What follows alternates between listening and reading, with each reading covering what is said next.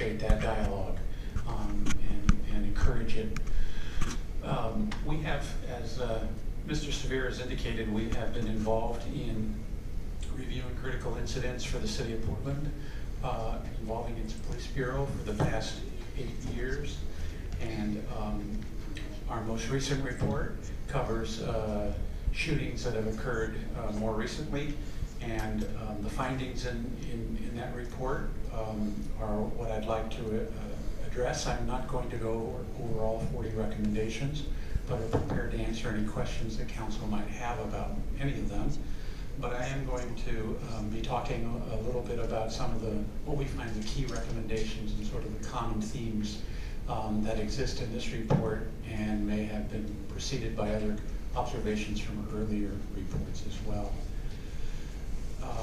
One of the things that, as Mr. Severe indicated, I think one of the advantages of having a report like this is to, in fact, develop recommendations that the Bureau can, and council and the city can look at, review, and to the degree they agree with the recommendations, endorse them and implement them. Another part of our report that we think has important value to the community is the transparency that the report itself offers to that community.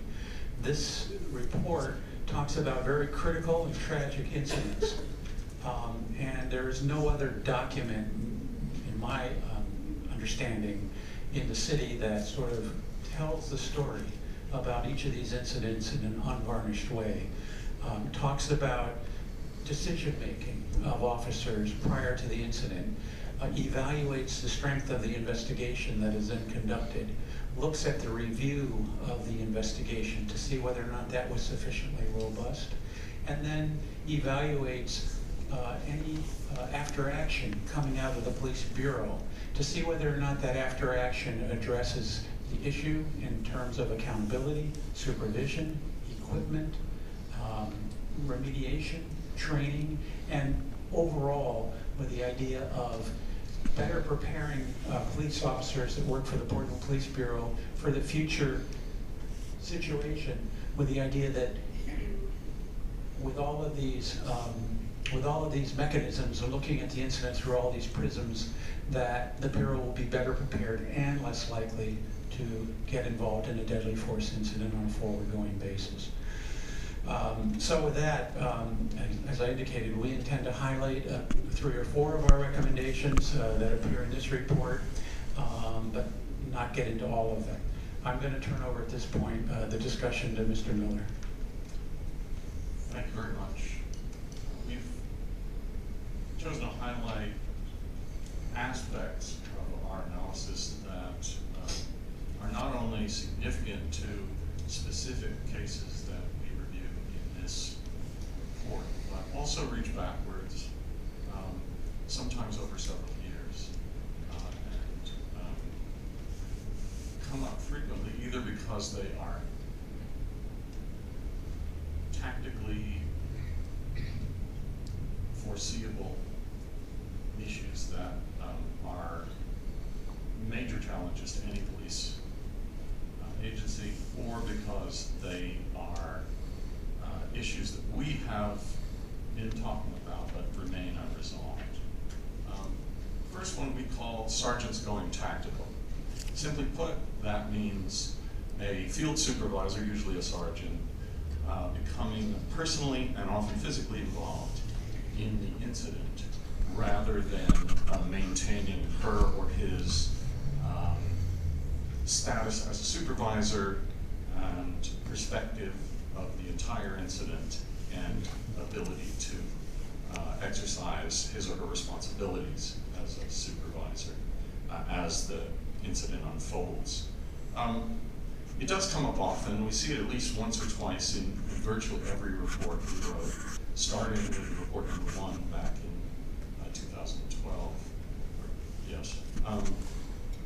It sounds sometimes like an abstract issue of the way, the internal management of field tactics, and it can be a bit of a sleeper because it sounds abstract. It's often not, and it case that most fully illustrates that is, in this report, is the Boucher case.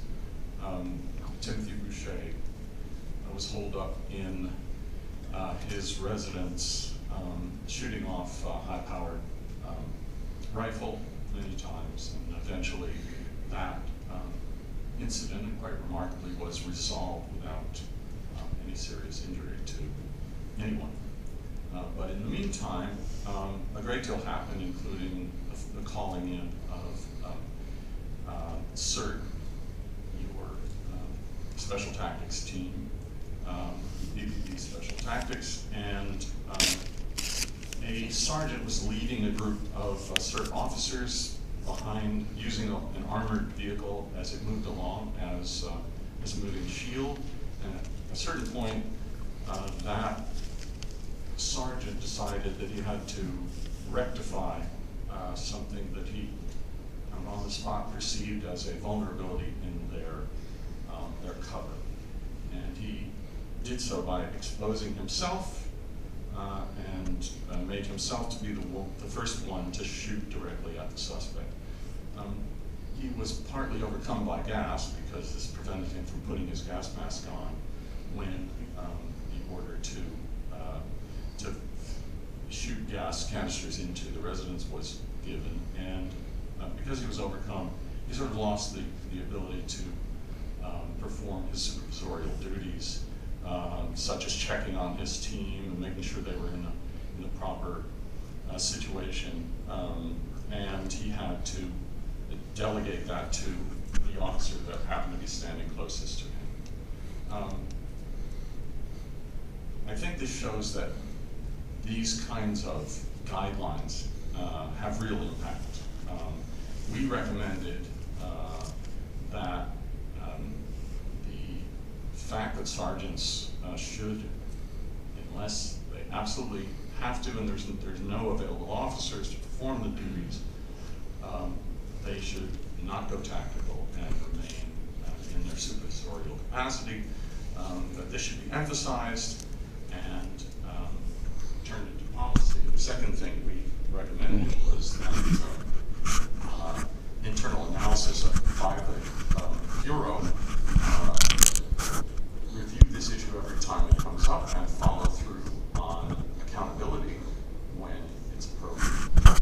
So the good news is the Bureau has considered for a while, since sometime after our initial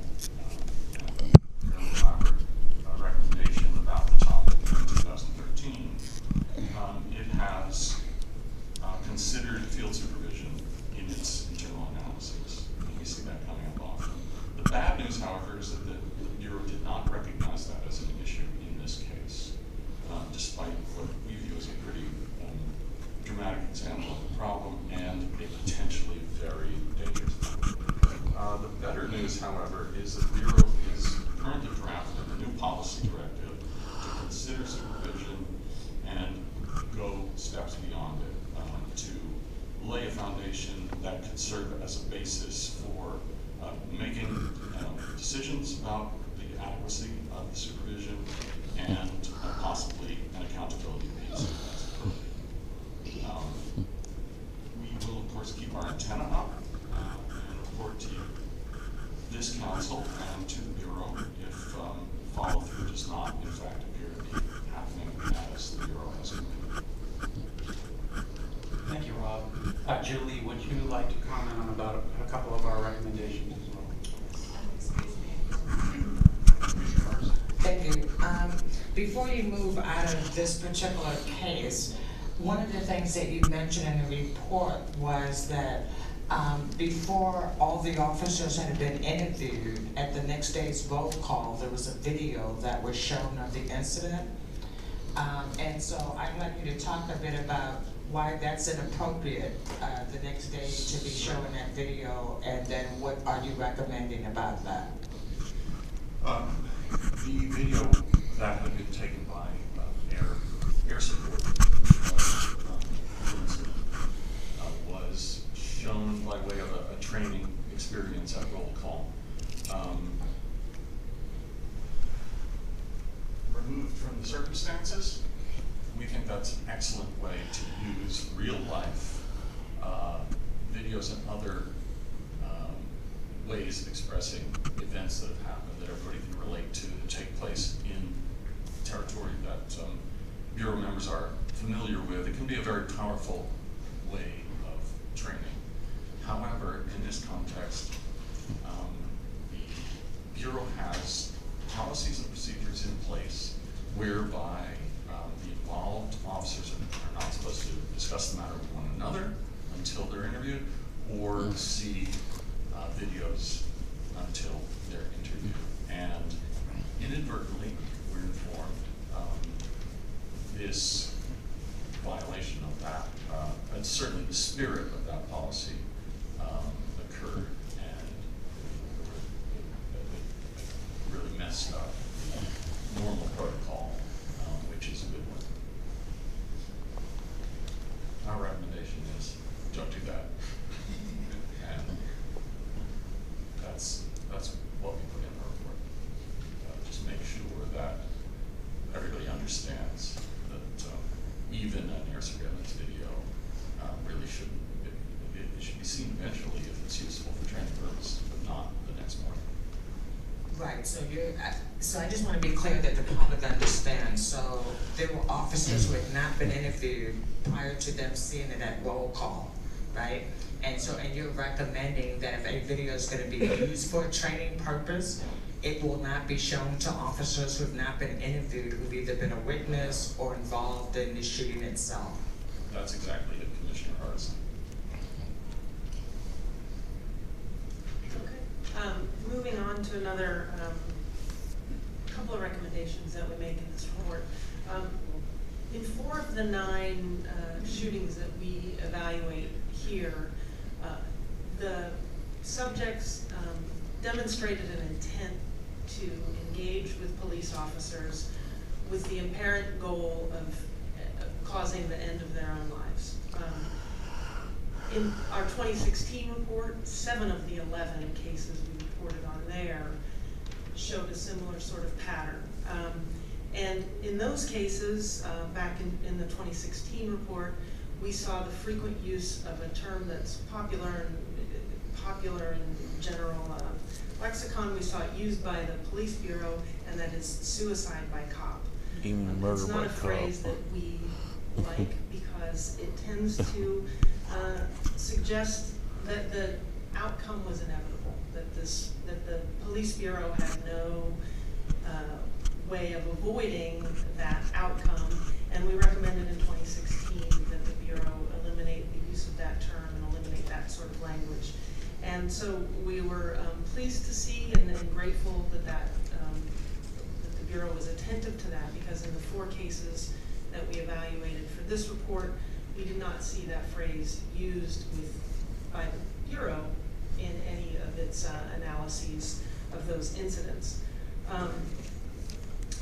Nonetheless, in one case, we did see in the training analysis, and that was the case involving Mr. Perkins, the training review said that Mr. Perkins' suicidal mindset left the officers with no other options than to fire.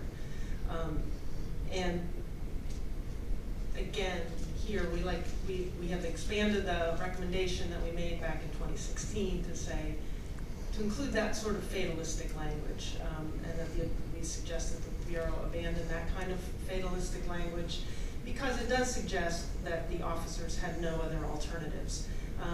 In other cases, we've seen similar kind of language, that the outcome was driven by the subject's actions. And it's our belief that skillfully trained and well-equipped officers have the ability to influence, often have the ability to influence the outcomes of these cases, and have some role in not just responding to the subject's actions, not just because somebody desires the police to shoot them doesn't mean that the police have to oblige. We've found that the Bureau— Excuse me, yeah. The framing that you're making on this is an assumption that you're buying into the police assumption that somehow this person wants the police to shoot them, And so